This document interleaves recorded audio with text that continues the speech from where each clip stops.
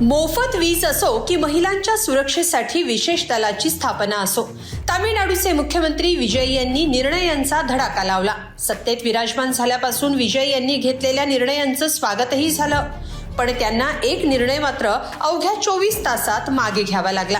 विशेष म्हणजे मुख्यमंत्र्यांच्या या निर्णयावर विरोधकांनी टीकेची झोड उठवली. नेमकं काय घडलं? विजय सरकारवर आपलाच निर्णय मागे घेण्याची वेळ का आली?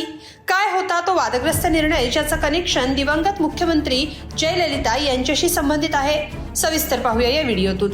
10 मे रोजी शपथ घेत थलपती विजय तामिळनाडूचे मुख्यमंत्री झाले आणि टीव्हीके पक्ष तामिळनाडू सत्तेत आला.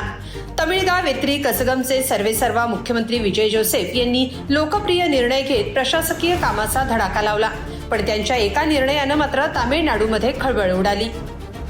विजय यांनी आपल्या एका निकटवर्तीयाची थेट मुख्यमंत्री कार्यालयात नियुक्ती केली, जे ज्योतिषी आहेत.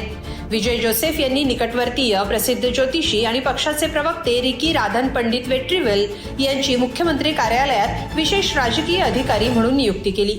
पण या निर्णयावर विरोधकांनी टीकेची झोड उठवली, तर मित्रपक्षांनीही नाराजीचा सूर आळवला. तेव्हा नेमकं काय घडलं ते पाहणार आहोत. पण आधी पाहूया ज्यांच्या नियुक्तीनं इतकी खळबळ माजली, ज्यांच्या नियुक्तीनं विजय सरकारवर निर्णय मागे घेण्याची नामुष्की आली, ते कोण आहेत? रिकी राधन पंडित वेट्रीवेल. तिरुपूर जिल्ह्यातील उथुकुली इथले रहिवासी असलेल्या वेट्रीवेल यांना ज्योतिष, अंकशास्त्र आणि ध्यानाचा 40 वर्षांहून अधिक अनुभव आहे. 1989 मध्ये त्यांनी जयललिता मुख्यमंत्री बनतील अशी भविष्यवाणी केली होती, जी 1991 मध्ये खरी ठरली. त्यानंतर जयललिता त्यांना आपले वैयक्तिक ज्योतिषी मानू लागल्या. विजय यांनी जेव्हा स्वतःचा पक्ष स्थापन केला तेव्हापासून वेट्रीवेल त्यांच्यासोबत सावलीसारखे आहेत. 2026च्या निवडणुकीत विजय मुख्यमंत्री होतील हे त्यांनी आधीच सांगितलं होतं.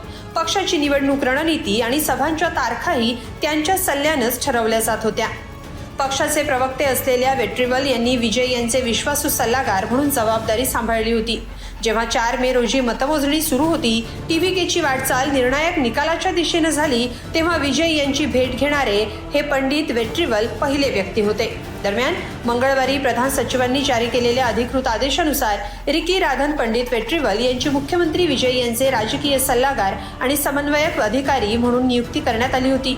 राजकीय रणनीती आणि प्रशासकीय कामात समन्वय राखण्याची जबाबदारी त्यांच्यावर सोपवण्यात आली होती.